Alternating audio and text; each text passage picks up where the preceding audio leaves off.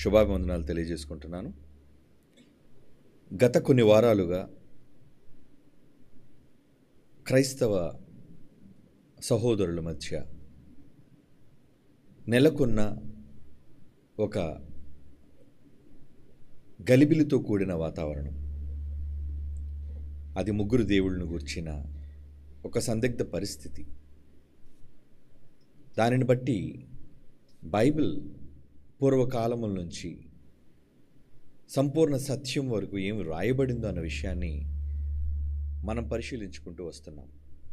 అయితే మరి ఈ భాగంలో కూడా దేవుళ్ళు ముగ్గురుగా ఉన్నారు. తండ్రిగాను, కుమారునిగాను, పరిశుద్ధాత్మునిగాను ముగ్గురు ఏకకాలంలో వేరువేరు దేవుళ్ళుగా ఉన్నారు అని బైబిల్ ఘోషిస్తున్న సత్యాన్ని ఈరోజు ఈ సమాజానికి ప్రకటించడానికి Bible open universes India international అలాగే క్రైస్ట్ చర్చ్ సంయుక్తంగా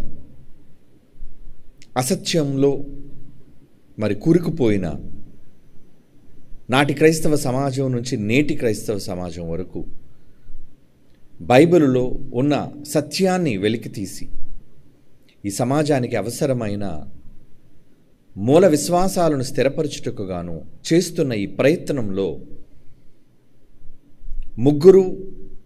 ముగ్గురుగా ఏకకాలంలో లేదా ప్రతి కాలంలో వారు వేరువేరుగా ఉన్నారు అన్న నిజాన్ని మనం గుర్తించాలి. ఎందుకంటే కొందరు తమ బోధల చేత కలవరపరుస్తూ ఏకకాలంలో ముగ్గురుగా కనిపించే ఏకదేవుడు అని, బహుళత్వంగా ముగ్గురు దేవుళ్ళుగా మనకు ప్రత్యక్షమైన ఏకదైవమని, తండ్రి కుమారుడు పరిశుద్ధాత్ములు వీరి మధ్య తండ్రి కుమారుల బంధం లేదని, వీళ్ళు ముగ్గురు సమాన దేవుళ్ళు అని,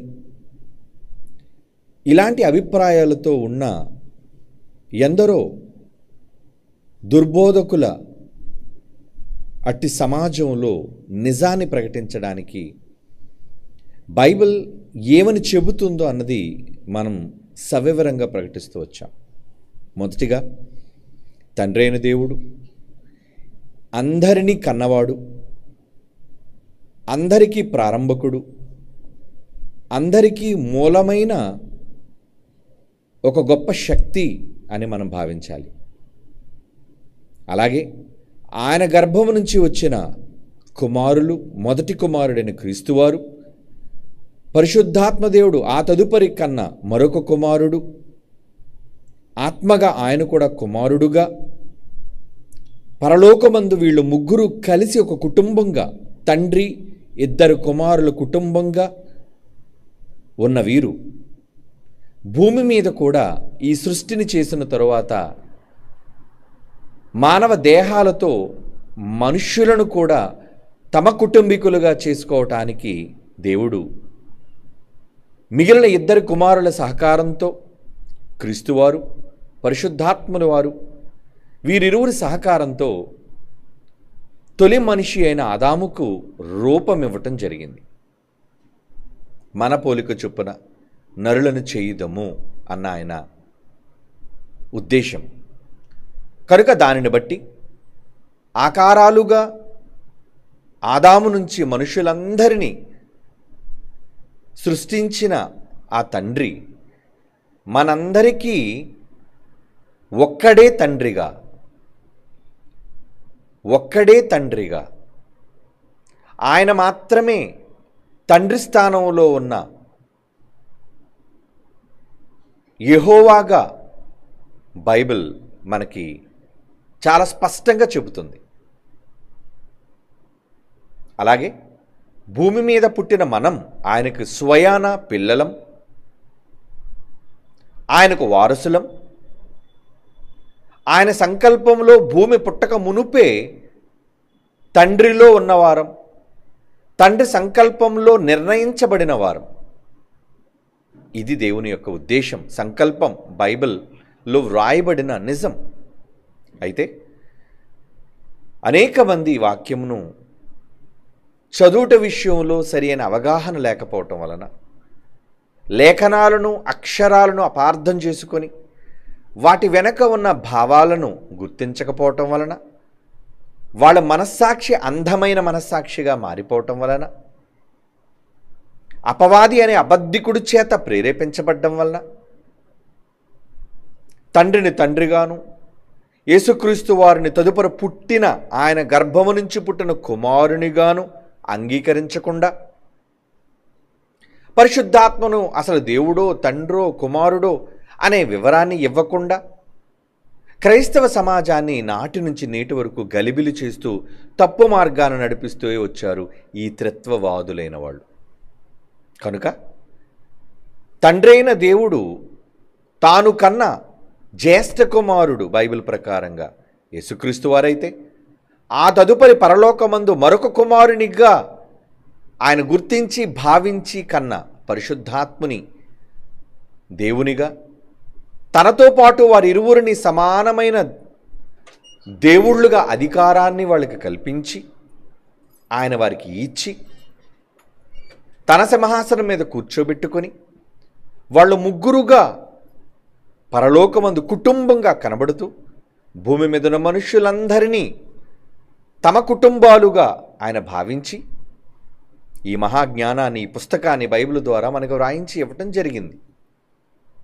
కానీ దాన్ని అర్థం కాక ముగ్గురు కూడా ముగ్గురుగా కనిపించే ఒక్క దైవము, అంటే ఆయన తప్ప వేరొక ఎవరు దైవం కారు అని బైబిలులో వ్రాయబడిన మాటను, నేను తప్ప వేరొక దేవుడు ఉండకూడదు అనే ఒక్క మాటను మాత్రమే ఆధారం చేసుకొని, అది ఏ దేవుడు, తండ్రి అయిన దేవుడుగా మీకు ఎవరు ఉండకూడదు అని కొత్త నిబంధనలో యేసుక్రీస్తు వారు చెప్పిన సర్వసత్యములోని మాటలను ఆపాదించుకొనక, మనకు ఒక్క దేవుడే, అది క్రీస్తువారైనా పరిశుద్ధాత్ముడైనా ముగ్గురుగా కనబడుతున్న దేవుడు మనకెప్పుడు ఒక్కడే అని చెబుతూ, మనం ఎవ్వరం దేవుళ్ళం కాము, దేవుని గర్భం నుంచి వచ్చిన వాళ్ళము కాము, మనం దైవాలుగా సరితూగము అని బైబిల్లో చెప్పబడిన మాటలను వ్యతిరేకిస్తూ, ఎందుకంటే తండ్రి అయిన దేవుడు 82 కీర్తనలో 1-6 వచనాల్లో మీరు దైవములు అన్నందుకు దానికి మరలా వక్రభాష్యం చెబుతూ, అప్పటి వరకు ఒక్క దేవుడే ఇంకెవరూ దేవుళ్ళు కారు అన్నవాళ్ళు మాట మార్చి, ఎలా మాట మార్చారు? వాళ్ళని దేవుడు తీర్పు తీర్చడానికి, న్యాయం తీర్చడానికి పెట్టాడు కనుక వాళ్ళని దైవాలుగా గుర్తించాడు అని మరలా దాన్ని తప్పక ఒప్పుకొని, అంటే మనుష్యులైన వాళ్ళని దేవుడు దైవములుగా అంగీకరించాడనే దాన్ని ఖచ్చితంగా వాళ్ళు అంగీకరించి మాట మార్చటం జరిగింది. అది మీ అందరికీ తెలుసు. ఇకపోతే ఇదే మాటని యోహాను సువార్త 10వ అధ్యాయంలో యేసుక్రీస్తు వారు చెబుతూ, మీరు దైవములని నేనంటిని అని చెబుతూ, దైవాలుగా మిమ్మల్ని కూడా దేవుడు గుర్తించాడు అని పాత నిబంధనలోనే వ్రాయబడింది ప్రవక్తల గ్రంథాల్లో. మీరు ఎందుకు అంధులుగా నేను కుమారుణ్ణి అన్నందుకు ఎందుకు మీరు నన్ను చంపాలి అనుకుంటున్నారంటే, నేను ఆయనకు పుట్టకూడదా? ఈరోజు ఎలాగైతే కుమారుడు తండ్రికి కుమారుడు కాడు, తండ్రికి యేసుక్రీస్తు వారు పుట్టిన కుమారుడు కాడు అని అంగీకరించడానికి ఒకనాటి యోధ జాతి ఎలాగైతే రాళ్ళెత్తి యేసుప్రభు వారినే దాడి చేయడానికి సిద్ధపడ్డారో, అటువంటి మనస్తత్వాన్ని అదే అపవాది అనుచరులుగా ఈరోజు కూడా యేసుక్రీస్తు వారు దేవుని కుమారుడు, దేవునికి పుట్టాడు, ఆయన నాకు తండ్రి అన్నందుకు దేవదోషణ పేరట ఇది తప్పు. యేసుక్రీస్తు వారు దేవునికి కుమారులు కారు, ఆయన కూడా సమానమైన దైవమే. కనుక ముగ్గురు దైవాలుగా ఆది నుంచి ఉన్న వాళ్లే, ఒక్క దేవుడే ముగ్గురుగా కనబడుతున్నాడు అనే ఇటువంటి భయంకరమైన దుర్బోధను ప్రజల మధ్య చేస్తూ, దేవుని వాక్యము ఎవరికి వచ్చినా వాళ్ళు దైవములు అనగా, దైవము అనగానే గుణమని, ఆ దైవత్వం యొక్క లక్షణాలు మనలో దేవుడు ఉండాలని కోరుకుంటున్నాడన్న యేసుక్రీస్తు వారి మాట కానీ, తండ్రి అయిన దేవుని మాట కానీ అర్థం కాక అపార్థం చేసుకొని, అంటే మనం కూడా దైవాలమా? దానికి వక్రభాష్యాలు చెబుతూ, వీళ్ళు కూడా ఆరాధనలు కోరుకుంటున్నారని, వీళ్ళు కూడా గుడులు కట్టించాలనుకుంటున్నారని, మనం దైవాలుగా కొలవబడాలని కోరుకుంటున్నారని, అనే ఒక తప్పుడు అభిప్రాయాన్ని ప్రజల మధ్యకు తీసుకువెళుతున్నారు. నిజానికి దైవం అనగానే కేవలం ఆలయాల్లో కూర్చొని ఆరాధింపబడేవాడు కాడు దైవం అంటే. దైవము అనగానే ప్రజల చేత కొలవబడేవాడు కాడు దైవం అంటే. వాళ్ళ ఉద్దేశంలో వాళ్ళకి అర్థమైంది అదే. దైవము అనగానే దేవునికున్న గొప్ప లక్షణం, క్యారెక్టర్, గుణం. అందరినీ సమానంగా చూడటం, అందరినీ ప్రేమించటం, అందరినీ స్వీకరించటం, అందరినీ తన కుటుంబంగా భావించటం, ఇవి దైవత్వం యొక్క లక్షణాలు. ఈ లక్షణాలు మనుష్యుల్లో ఎవరికున్నా దేవుని వాక్యం అర్థమైతే, దేవుని వాక్యం ఎవరికి వచ్చేనో వారే దైవములు.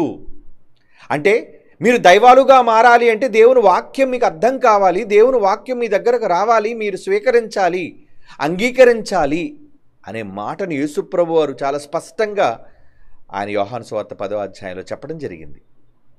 అంటే ఇన్ని వ్రాయబడిన మాటలను కూడా అంగీకరించలేక దుష్ట మనస్సుతో ఒక్కడే దేవుడు, ఆయన తప్ప ఎవరు దేవుళ్ళు కారని, నిత్యుడు ఒక్కడే కానీ ఇంకెవరు నిత్యులు లేరని అని వీళ్ళు భావిస్తున్న వీళ్ళ అభిప్రాయాలు మనం గళం విప్పేసరికి అవన్నీ అబద్ధాలుగా బైబిల్ నుంచి ప్రజలు తెలుసుకోవటం ప్రారంభించారు. నిత్యుడు దేవుడు ఒక్కడే, దేవుడు అనేవారికి పుట్టుక ఉండదు అని ఒక వక్ర భాష్యాన్ని చెప్పి, దేవునికి పుట్టుక ఉండదు కనుక మనం అంతా పుట్టిన వాళ్ళం కనుక దైవాలు ఎలా మారగలం, కనుక ఎవరు దైవాలు కారు అని బైబిలులో లేని ఒక తప్పుడు సిద్ధాంతానికి నాంది పలికారు వీళ్ళంతా. నిజానికి దైవము అనగానే పుట్టుక ఉంటుంది అనుకున్న వీళ్ళ అభిప్రాయం తప్పు. ఎందుకంటే మనమంతా దేవునిలో ఉన్నవాళ్ళం. అది చెప్పాను గతంలో మీకు. నిత్యులం. తండ్రి ఎలాగో ఉన్నవాడుగా ఉన్నాడో, ఆయన ఎప్పటి నుంచి ఉన్నవాడో అప్పటి నుంచి మనం కూడా ఆయనలో ఉన్నవాళ్ళమే. మనం కూడా ఆయనలో ఉన్నవాళ్ళం. మరి మనకు ఆరంభం ఏంటి? తండ్రికి ఎప్పుడు పుట్టుకుంటుందో మనకు కూడా అప్పుడే పుట్టుక ఉన్నట్లు. మరి తండ్రి పుట్టకుండా దైవమైనప్పుడు అసలు పుట్టుకోలేని మనకి ఆయన గర్భాన పుట్టిన యేసుప్రభు దైవం కాదా? ఆయన గర్భాన పుట్టిన పరిశుద్ధాత్ముడు దైవం కాదా? ఆయన లక్షణాలు పుణిగిపుచ్చుకున్న మనం దైవాలం కాదా? ఏమంటే యేసుక్రీస్తు ఒకళ్ళు దైవము అన్నదే వీళ్ళ యొక్క వాదన అయితే, మరి ఎవరి రూపం, ఎవరి స్వరూపం మీలో కలగాలని దేవుడు కోరుకుంటున్నాడని బైబిల్లో పౌలు గారు చెప్పారు. ఎవరి స్వరూపం మీలో రావాలి? క్రీస్తు స్వరూపము మీ యందు ఏర్పడే వరకు. చూడండి ఆ మాట. గలతీ పత్రిక 4వ అధ్యాయం 19వ వచనం జాగ్రత్తగా చూడండి ప్రియులారా. వీళ్ళు ఎలా వాక్యాన్ని వక్రీకరించి అపార్థం చేసుకుంటున్నారో, భావాలు అర్థం చేసుకోకుండా వీరు వాక్యమును విడిచి ముందుకు సాగిపోతున్నారో అనేది మీరు గుర్తించాలి. కనుక గలతీ పత్రిక 4వ అధ్యాయం 19వ వచనంలో ఏముంది చూడండి. నా పిల్లలారా, క్రీస్తు స్వరూపము మీ యందు ఏర్పడు వరకు మీ విషయమై నాకు మరలా ప్రసవ వేదన కలుగుచున్నది అంటున్నారు పౌలు. అంటే మనందరికీ ఎవరి స్వరూపం రావాలని ఆయన ఆశ? క్రీస్తు స్వరూపం. మరి వీళ్ళ మాటల ప్రకారంగా క్రీస్తు దైవమైతే, అవునా? క్రీస్తు ఎవరు? గాడ్, దేవుడు. మరి క్రీస్తు దేవుడైతే మరి క్రీస్తు రూపం మనలో రావడం ఏంటి? అంటే ఆయన జుట్టు, ఆయన మీసాలు, ఆయన గడ్డాలు, ఆయన వస్త్రధారణ, ఆయన ముఖ కవలికలనా అక్కడ ఉద్దేశం? కాదు. క్రీస్తు యొక్క రూపము కాదు రావలసింది, క్రీస్తు యొక్క గుణం. క్రీస్తు అనగానే దైవత్వం, దైవత్వంలోని లక్షణాలు. అది ఎవరిలో రావాలంటున్నాడు? మీ యందు ఏర్పడే వరకు ప్రసవ వేదన అంటున్నాడు. చూడండి, మీ యందు ఏర్పడే వరకు ప్రసవ వేదన అంటే ఇప్పుడు మనలో ఎవరి రూపం రావాలి? క్రీస్తు రూపం. క్రీస్తు దైవం అయితే మరి ఆ దైవుని యొక్క లక్షణాలు మనకు కూడా రావాలని కదా ఉద్దేశం. మరి క్రీస్తు ఎలాంటి లక్షణం ఉంది? తాను చంపుతున్న వాళ్ళని చూచి వీళ్ళు ఏమి చేయుచున్నారో వీరికి తెలియదు తండ్రి, వీళ్ళు క్షమించు అని క్షమించే గొప్ప దైవం క్రీస్తు అయితే, ఆయన యొక్క స్వరూపం అనేక మందికి, ఆయన మీరు క్రైస్తవులకి ఆపాదించబడింది. ఆయన స్వరూపాన్ని వాళ్ళు తెచ్చుకున్నారు. అందులో ముఖ్యుడు, హతసాక్షిగా మార్చబడిన స్టెఫెను. ఆయన రాళ్లతో కొట్టి చంపినప్పుడు, చంపబడుతున్నప్పుడు ఆయన ఏమన్నాడో తెలుసా అండి? ప్రభువా, ఈ నేరము వీళ్ల మీద మోపకు అంటున్నాడు. చూడండి అపోస్తుల కార్యములు 7వ అధ్యాయం 60వ వచనం చూడండి ప్రియులారా. అంటే క్రీస్తు యొక్క లక్షణం, క్రీస్తు యొక్క స్వరూపం అంటే అదే. క్రీస్తు స్వరూపం, క్రీస్తులా మారటం, క్రీస్తులా దైవంగా మారటం, వాక్యం రావటం. అంటే కనీస జ్ఞానం కూడా ఈ బోధకులైన ఈ దొంగలకు లేకపోవటం వలన మనిషి ఎప్పుడు దైవం కాలేడు, మనిషి ఎప్పుడు దైవం కాకూడదు, మనిషి మనిషిగానే ఉండాలి. దైవం అనగానే గుడిలోనికి వెళ్ళి కొలువు తీరి ఆరాధనలు పొందేవాడు కాడు దైవం అనేది ఉద్దేశం. ఇక్కడ తండ్రి అయిన దేవుడు దైవమైతే, ఆయన గర్భాన పుట్టిన కుమారుడైన క్రీస్తు కూడా ఒక గొప్ప దైవమైతే, ఆ దైవం యొక్క స్వరూపము మీ అందరికీ రావాలని పరిశుద్ధాత్ముడు పౌలు ద్వారా చెబుతున్నాడు. రావాలి అని ఆయన చాలా దీక్ష పూనాడు. క్రీస్తు స్వరూపం యందు ఏర్పడు వరకు, అంటే లక్షణములు, డివినిటీ అంటారు దాన్ని, దైవత్వము. మరి స్టెఫెన్ గారిలో వచ్చిందా? ఏమన్నారు స్టెఫెన్ గారు? చూడండి 7వ అధ్యాయం అపోస్తుల కార్యములు 60వ వచనం అండి. అతడు మోకాళ్ళుని, ప్రభువా వారి మీద ఈ పాపము మోపకము అని గొప్ప శబ్దముతో యేసు ఎలాగైతే క్షమించాడో అదేనండి డివినిటీ, దైవత్వం, దైవంగా మారటం. వాక్యం ఎవరికి వస్తే వాళ్ళు దైవంగా మారటం. క్రూరంగా చంపబడిన అనేక మంది క్రైస్తవులైన వాళ్ళు, వారి కుటుంబీకులు చంపబడిన వారిని క్షమిస్తున్నారు అంటే అది దైవత్వం యొక్క లక్షణాలు కావా? యేసు సిలువలో ఒక దైవంగా మరణిస్తూ ఆయన ఎలాగైతే క్షమని ఇచ్చాడో అదే క్షమను మనం పొరుగు వాళ్ళకి ఇవ్వగలిగితే, మన పట్ల అన్యాయం చేసిన వాళ్ళని కూడా మనం క్షమించగలిగితే, ఎస్ మీరు దైవత్వం యొక్క లక్షణాలను కలిగిన వారు అని అర్థం. అంతేగాని ఆరాధనలు అందుకునే దైవం అని కాదు, దాన్ని వక్రీకరించారు. అంటే మనుషులందరూ ఆరాధన పొందాలా? మనుషులందరూ కూడా దేవుళ్ళ పూజింపబడాలా? పూజ్యనీయుడు ఇప్పుడు ఒక్కడే, ఆయన మనందరికీ జన్మనిచ్చిన తండ్రి అయిన దేవుడు. ఆయనను మనమంతా ఆరాధించవలను, ఆయన మనమంతా పూజించాలి. మనం పూజలు అందుకోవడానికి కాదు, మనము దేవుని యొక్క లక్షణాలను పొందాలి. అది ఆయన స్వరూపం. ఇప్పుడు చెప్పండి, మనం దైవాలం కాలేమా? కాకూడదా? కావాలని దేవుని కోరిక చెడ్డదా? తనకు పుట్టిన పిల్లలు తనంతటి వారుగా మారాలని ఒక దైవంగా తండ్రి అయిన దేవుడు మన కోసం కోరుకోవటం తప్పేమీ కాదు. అందుకే మీరు దైవములు. ఇది కేవలం ఏదో సందర్భాన్ని చూపించి, 82 కీర్తనలోని ఈ దొంగలైన వాళ్ళు సందర్భాన్ని చూపించి, ఇది ఒకప్పుడు న్యాయాన్ని తీర్చే వాళ్ళు మాత్రమే దైవములు, న్యాయాధిపతులు మాత్రమే దైవములు. మరి మోషే దైవముగా ఫరోకు నియమించబడ్డాడు, అవునా? ఈరోజు తీర్పు తీర్చడానికి జీవవాక్యాన్ని చేతపట్టి మనం కూడా తీర్పు తీర్చి, మీరు లోకమునకు తీర్పు తీర్చుదురు అని అన్న మనం వాక్యము కలిగిన వారముగా, జీవవాక్యాన్ని చేతపట్టుకున్న వారంగా మనం దైవాలము కామా? ఎప్పుడు దైవాలం? ఆయన యొక్క లక్షణాలను, క్రీస్తు యొక్క లక్షణాలు, క్రీస్తు దేవుడని మీరు ఒప్పుకుంటే మరి సమాజం ఒప్పుకుంటుందిగా? ఒప్పుకుంటుంది. క్రీస్తు దేవుడని ఒప్పుకుంటుంది. మరి క్రీస్తు స్వరూపం మీలో రావడం అంటే క్రీస్తు లాంటి దైవత్వం మీలో కూడా రావాలి. ఆ దైవత్వాన్ని ఆపాదించుకోండి. దేనికి? పూజింపబడ్డానికి కాదు, క్రీస్తులా క్షమించడానికి, క్రీస్తులా సమానంగా చూడడానికి, క్రీస్తులా ప్రేమించడానికి. ఇవ్వండి దైవత్వం అంటే. అసలు దైవత్వం అంటేనే అర్థం కాని వీళ్ళు ఏదో సింహాసనం మీద కూర్చొని మనుషులందరికీ దీవెనలు ఇచ్చే దైవంగా వీళ్ళు భావించి అలాగే అర్థమయ్యాడు దేవుడు వాళ్ళు. కనుక మనం దేవుళ్ళు ఏంటి అని వ్యంగ్యంగా మాట్లాడుతున్నారు మూర్ఖులైన వక్రజనం. కనుక వాళ్ళ మాటలు పట్టించుకోకండి. పౌలు మీ అందరినీ దైవాలుగా మార్చాలనే దీక్షభూని ప్రసవ వేదన పడుతున్నాడట. క్రీస్తు స్వరూపం, క్రీస్తు పోలిక మీలో రావాలి అని. ఆ క్రీస్తు దేవుడైతే మరి ఆ దేవుని పోలిక మనకు రావాలని కదా ఆయన కోరుకుంటున్నాడు. దేవుని పిల్లలారా, కనుక ఇలా దేవుని గూర్చిన అవగాహన లోపించిన వీళ్ళు, బైబిల్లో అక్షరజ్ఞానం లేని వీళ్ళు ఏవో కొన్ని మాటలను చూపించి, తండ్రి, కుమారుడు, పరిశుద్ధాత్మ ముగ్గురు వేరువేరుగా ఉన్నా వేరువేరుగా లేరు, ఒక్క నామం కలిగి ఉన్నారు గనుక ఒకే దైవం అని ఒక తప్పుడు మాటను వాళ్ళను మాట వాళ్ళు పలుకుతున్నారు. బైబిల్లో రాయబడిన ఒక మంచి మాటను వక్రీకరించి దాన్ని ఆధారంగా చేసుకొని దాని వెనక ఉన్న భావాన్ని ఆలోచించకుండా ఎలా తప్పుగా మాట్లాడుతున్నారు. ఇప్పుడు మనం వెళదాం బైబిల్లోనికి. మత్తయి సువార్త 28వ అధ్యాయం 19వ వచనం. యేసుక్రీస్తు వారు తిరిగి లేచిన తరువాత సమాజానికి ఏమని ఆజ్ఞాపిస్తున్నారు చూడండి. మత్తయి సువార్త 28వ అధ్యాయం 19వ వచనం, కాబట్టి మీరు వెళ్ళి సమస్త జనులను శిష్యులుగా చేయుడి, తండ్రి యొక్కయు కుమారుని యొక్కయు పరిశుద్ధాత్మ యొక్కయు నామములోనికి వారికి బాప్తిస్మం ఇచ్చుచు. ఇక్కడ ఏమంటున్నాడు? ఒకే నామం కదా, నామము అని అంటున్నాడు కదా. అంటే ముగ్గురు దైవములు ఉన్నా, ముగ్గురు దైవములు తండ్రి యొక్కయు కుమారుని యొక్కయు పరిశుద్ధాత్మ యొక్కయు నామములోనికి ఒక్క నామమే గనుక, నామము ఒక్కటే గనుక దైవము ఒక్కటే అని మూర్ఖులు వాదిస్తున్నారు. దానికి సంబంధించిన వివరణ ఈరోజు మీకు స్పష్టంగా ఇవ్వబోతున్నాను. పిల్లలారా తెలుసుకోండి. ఏమని?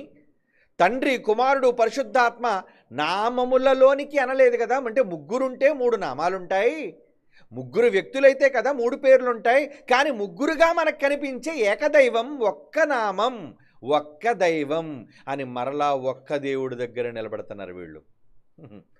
సరే, వాళ్ళు ఎలాగా తమను దేవుళ్ళుగా మార్చడం వాళ్ళకి ఇష్టం లేదు, వాళ్ళు దేవుళ్ళుగా మారటం, క్రీస్తు స్వరూపంలోకి మారడం వాళ్ళకి ఇష్టం లేదు. దెయ్యాలుగానే కొనసాగాలనుకుంటారు. పోనీ దెయ్యాలుగా వాళ్ళు కొనసాగనివ్వండి. కనీసం దేవుళ్ళుగా తండ్రి కుమారుడు పరిశుద్ధాత్మ ముగ్గురు కనబడుతున్నప్పుడు వాళ్ళు ముగ్గురు దైవాలా కారా, వాళ్ళు ముగ్గురు వేరా కారా అన్న విషయాన్ని గురించి అవగాహన లేకుండా, ముగ్గురు అయితే ఒక్క పేరు ఎందుకు చెబుతాడు? నామములోనికి అన్నాడు కదా. నామం ఒక్కటే గనుక దైవము ఒక్కటే అని వీళ్ళు మాట్లాడుతున్నారు. దేవుని పిల్లలారా, ఇక్కడ జాగ్రత్తగా ఆలోచించండి. నామం ఒక్కటి గనుక, ఆ నామము ఏమండి ఒక్కటే గనుక, తండ్రికున్న నామమే కుమారునికి ఉంది గనుక, కుమారునికున్న నామమే పరిశుద్ధాత్మకు ఉంది గనుక, ఒకరి నామం ఒకరికి ఉంది గనుక, ఒకరి నామం మరొకరుకుంటే ఇద్దరు ఉండకూడదా? ముగ్గురు ఉండకూడదా? ముగ్గురికి ఒక్క నామం ఉండకూడదా? ఇది మనం ఆలోచించాలి. ఎందుకంటే నేను నా తండ్రి నామములో పంపబడ్డాను. ఏమండి? బైబిల్లో వీళ్ళు చూపించే మాట ఒకటి చూద్దాం. నిర్గమాకాండం తీయండి పిల్లలారా. నిర్గమాకాండం 22వ అధ్యాయం, నిర్గమాకాండం 23వ అధ్యాయం 21వ వచనం. నిర్గమాకాండం 23వ అధ్యాయం 21. ఆయన సన్నిధిని జాగ్రత్తగా ఉండి ఆయన మాట వినడం, ఆయన కోపం రేపవద్దు, మీ అతిక్రమములు ఆయన పరిహరింపడు, నా నామం ఆయన కొన్నది. ఇక్కడేనండి ఈ మాటలు చూపించి ప్రజలను తప్పుత్రోవ పట్టిస్తున్న ఈ దొంగ బోధక జనాంగం. ఇక్కడ ఏమంటున్నాడు? నా నామము ఆయన కొన్నది. అంటే మీ మధ్యకు యేసుప్రభు అనే వ్యక్తి వస్తున్నాడు కదా, ఆయనకున్నది ఏంటి? నా నామం ఆయనకున్నది. ఏమండి? 40వ అధ్యాయం యెషయా గ్రంథం 3వ వచనం చూడండి. యెషయా గ్రంథం 40వ అధ్యాయం 3వ వచనం. ఆలకించిన అడవిలో ఒకడు ప్రకటించుచున్నాడు. ఇది యేసుప్రభుని గురించిన వాగ్దానం కదండి, యేసుప్రభుని గురించిన ప్రవచనం. ఎట్లనగా అరణ్యములో యెహోవాకు మార్గము సిద్ధపరచుడి. యెహోవా యెహోవా యెహోవా యెహోవాకు మార్గం అంటున్నాడు కదా. అంటే వచ్చింది ఎవరు? యెహోవాయే వచ్చాడు. ఎలా వచ్చాడు? యేసుప్రభుగా వచ్చాడు. కనుక యెహోవా అయినా యేసుప్రభు అయినా ఒక్కడే. ఆయన నామమే ఈయనకుంది, ఆయన పేరే ఈయనకి పెట్టబడింది. ఇప్పుడు మన నిర్గమ 23:21లో చదువుకున్నట్లుగా నా నామం ఆయనకున్నది. అంటే అదే పేరు మీద వచ్చాడు కనుక వచ్చింది ఒకటే. ఏమండి? ఈ మాటలు వీళ్ళు మాట్లాడుతున్నారు. అంటే నామం ఒకటి గనుక క్రొత్త నిబంధనలో ఎందుకు ఆ మాట రాయించాడన్న భావం వీళ్ళకి అర్థం కాక, నామం ఒకటే గనుక వ్యక్తి ఒక్కడే, నామం ఒకటే కనుక దేవుడు ఒక్కడే. ముగ్గురు దేవుళ్ళు ఉంటే 3 పేర్లు చెప్పాలి కదా. మరి అలాంటప్పుడు తండ్రి కుమారుడు పరిశుద్ధాత్మను ముగ్గురు ఎందుకు చెప్పాలండి? 4 చెప్పొచ్చు కదా, 5 చెప్పొచ్చు కదా, లేదా ఒకే దైవం అని చెప్పొచ్చు కదా, నేను ఒక తండ్రిని తప్ప ఇంకెవరు లేరని చెప్పొచ్చు కదా. ఆ మాత్రం కూడా కనీస ఇంగితం కూడా లేని వీళ్ళు ఎందుకు మాటలు రాయబడ్డాయో, ఆ మాటల వెనుక ఆంతర్యం ఏంటో అనేది తెలియక పొరపడుతూ పిచ్చి మాటలు వీళ్ళు మాట్లాడుతున్నారు. ఏమండి? కనుక దీనికి సంబంధించి మనం ఆలోచించవలసిన విషయం ఏంటంటే, వ్యక్తులు వేరైనా, బాగా వినండి, వ్యక్తులు వేరైనా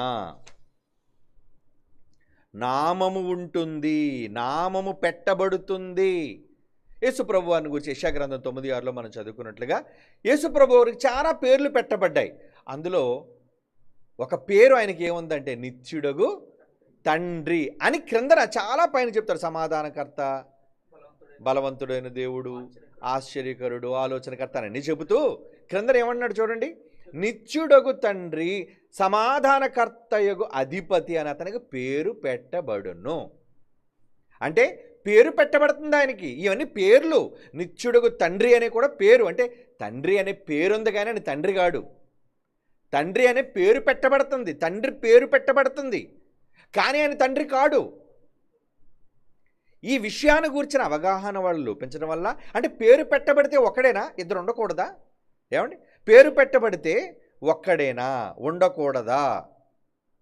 ఆలోచించండి జాగ్రత్తగా. ఓకే, ఇప్పుడు యేసుప్రభువారు అన్న మాట చూద్దాం. యోహాను సువార్త 5వ అధ్యాయం 43వ వచనం. యోహాను సువార్త 5వ అధ్యాయం 43, నేను నా తండ్రి నామమున వచ్చి ఉన్నాను, మీరు నన్ను అంగీకరింపరు. యేసుప్రభువారు ఏమంటున్నారు? నా తండ్రి పేరిట నేను వచ్చాను. ఏమండి, అలాగే యోహాను సువార్త 12వ అధ్యాయం 13వ వచనం. బైబిల్లో ఈ మాటలన్నీ వాళ్ళు చూపిస్తూ ఖర్జూరపు మట్టలు పట్టుకొని ఆయన ఎదుర్కొని పోయి, జయము ప్రభు పేరిట వచ్చుచున్న ఇశ్రాయేలు రాజు స్తుతింపబడుగాక. ప్రభు పేరిట వచ్చు రాజు అంటే దేవుని పేరిట ఆ రాజు పేరు ఎవరికి ఉంది? ఆ రాజు ఎవరు? యేసుప్రభు. తండ్రి పేరు ఆయనదే, అంటే యేసుప్రభువే యెహోవా. ఎలా కలిపరచుండి వీళ్ళు. ఆయన పేరుందంటే యేసుప్రభుకున్న పేరేంటి? యెహోవా కాదు, మార్గం సిద్ధపరచబడింది కనుక యేసుప్రభు ఎవరు? యెహోవా. కనుక ఇద్దరు యెహోవాలు, ముగ్గురు యెహోవాలు. ఏమండి, ముగ్గురు యెహోవాలు అని చెప్తున్నారండి. ఓకే, అంటే ఆయన పేరు పెడితే యెహోవా అయిపోతారు కదండి. అనుకుందాం, పోనీ వాళ్ళ మాటనే తీసుకుందాం. తండ్రి పేరు యేసు ప్రభువుకు పెట్టబడింది కాబట్టి యేసు యెహోవా అని కదా వాళ్ళ వాదన. అనుకుందాం, తండ్రి పేరు కుమారునికి పెట్టబడింది. ఎందుకంటే ఇప్పుడు మనం చదివాం కదండి, నా నామం ఆయనకు ఉన్నదని నిర్గమాలో చెప్పిన మాట, యోహాను సువార్త 5:43లో నేను నా తండ్రి నామమును వచ్చి అని యేసు ప్రభువు చెప్పిన మాట. దీనిని బట్టి ఏంటంటే తండ్రి నామము ఉంటే ఏమండి యెహోవా, ఎందుకంటే ఆయన తండ్రి యెహోవా పేరు కాబట్టి కొడుకు కూడా యెహోవా అనే పేరు రావాలి. కనుక ముగ్గురు యెహోవాలే. యేసుప్రభు కూడా యెహోవా. అంటే నామం పెట్టబడితే యెహోవా అన్నది నిజమైతే, కమాన్, ఇప్పుడు మీకు అసలైన మాట చూపిస్తాను. ఏంటా మాట? ఇర్మియా గ్రంథం. వెరీ వెరీ ఇంపార్టెంట్ పిల్లలారా, జాగ్రత్తగా నోట్ చేసుకోండి. ఇర్మియా గ్రంథం 14వ అధ్యాయం 9వ వచనం. ఈ మాటలన్నీ మీరు చూడాలి. ఇర్మియా గ్రంథం, ఎందుకంటే బైబిల్లోని సారం, బైబిల్లోని భావం, అక్షర జ్ఞానం లేని ఈ మూర్ఖతరం వాళ్ళు ఏమండి వక్రీకరించి బైబిల్ని ఎలా చెబుతున్నారో ఇప్పుడు మీకు అర్థమవుతుంది. ఇర్మియా గ్రంథం 14:9, భ్రమసి ఉన్న వాని వలె రక్షింపలేని సూర్యుని వలన నీవేళ ఉన్నావు యెహోవా, నీవు మా మధ్య ఉన్నావు. యెహోవా ఎవరి కోసం చెప్తున్నాడు ఈ మాట? యెహోవా, నీవు మా మధ్యనే ఉన్నావే, మేము నీ పేరు పెట్టబడిన వారము, మమ్మును చెయ్యి విడువకమో. ఇప్పుడు ఆయన పేరు యేసుకే పెట్టబడిందా, ఇంకెవరికైనా పెట్టబడిందా? ఇప్పుడు గొంతులో విలక్కాయ పడతారు చాలామందికి. ఏమండి, యేసు మాత్రమే యెహోవా, యేసు మాత్రమే యెహోవా, ఆయన పేరు ఆయనకు మాత్రమే పెట్టబడిందంటే పిల్లలుగా మన పిల్లలం కాదా? ఏమంటే ఆయన పేరు తన కొడుకు జ్యేష్ఠ కుమారుడికి పెట్టుకుంటే దేవుడు పక్షపాతి కాడా? కానీ మన తండ్రి పక్షపాతి కాడండి.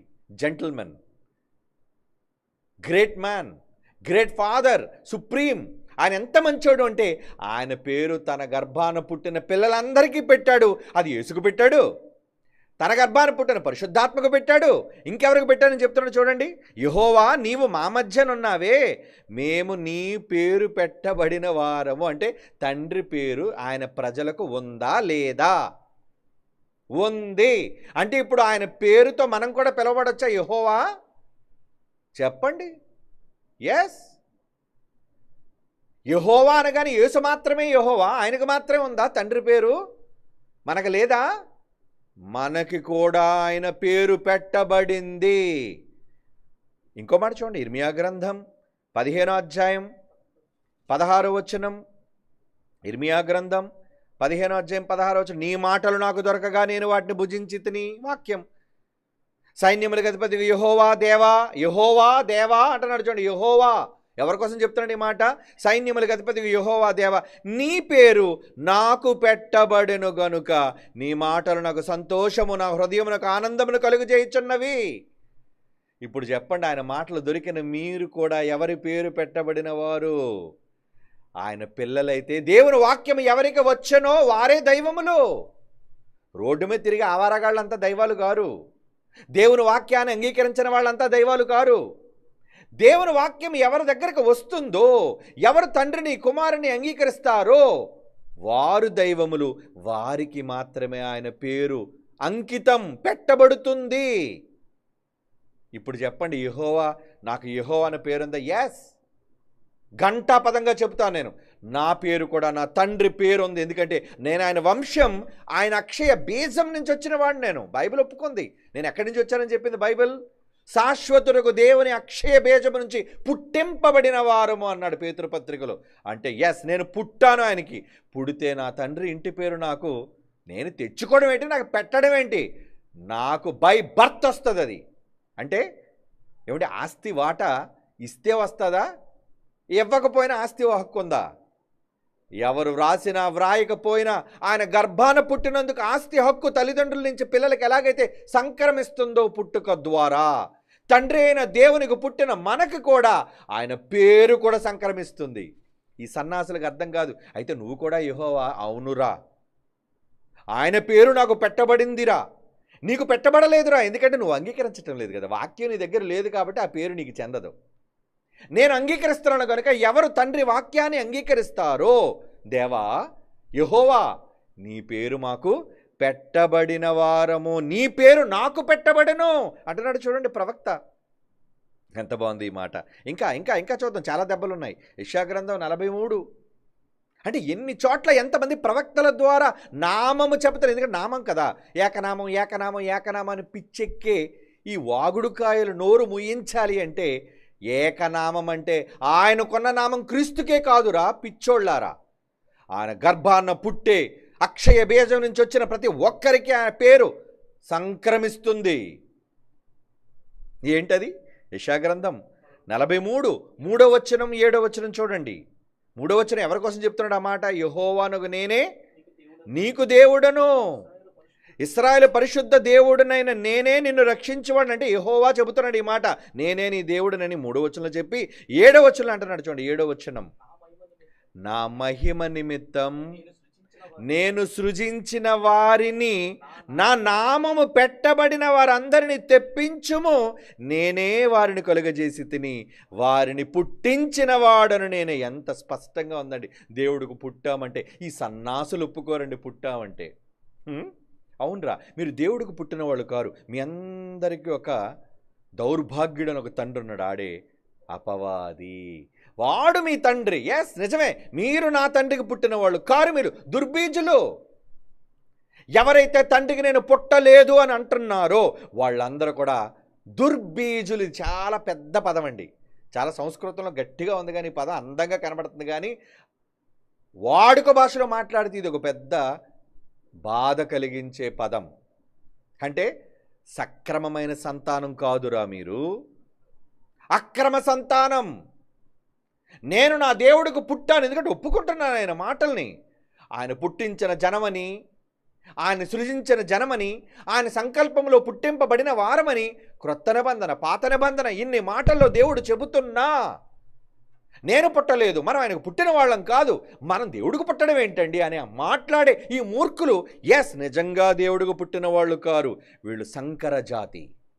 అంటే ఎవరికి పుట్టిన వాళ్ళు?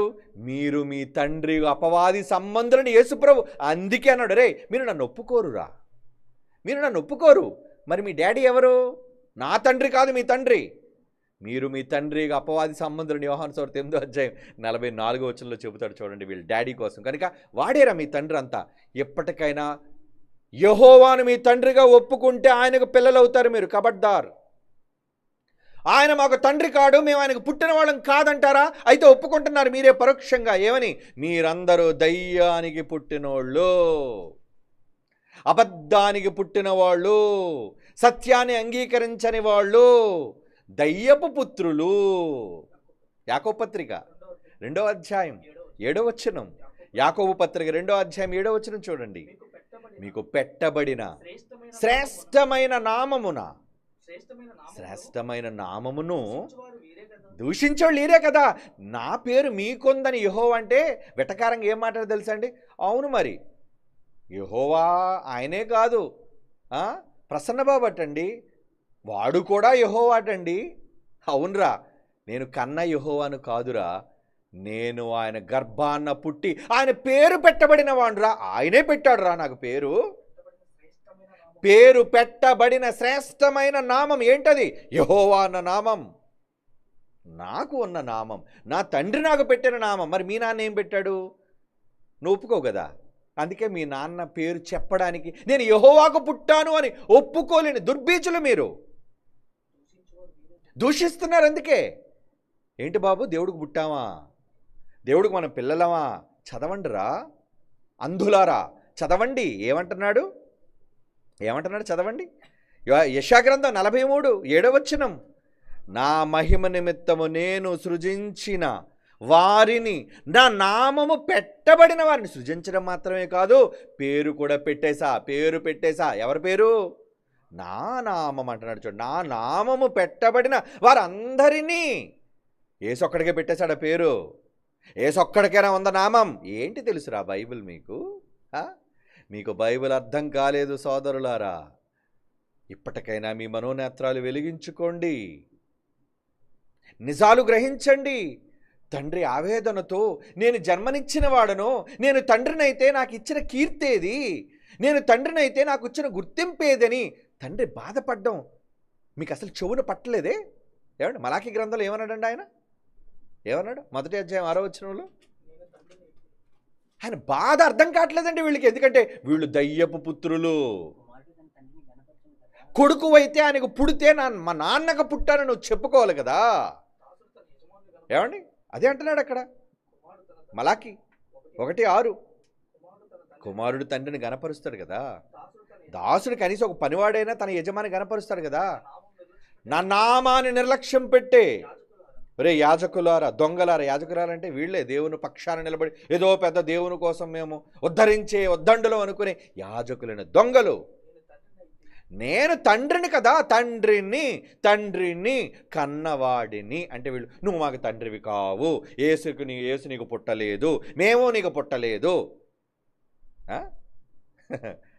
బైబిల్ అర్థం కావట్లేదు వీళ్ళకి.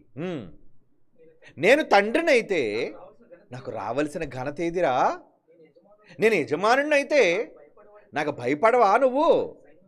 సైన్యములకు అధిపతి యెహోవా చెబుతున్నాడు. ఆలోచించండి అర్రా.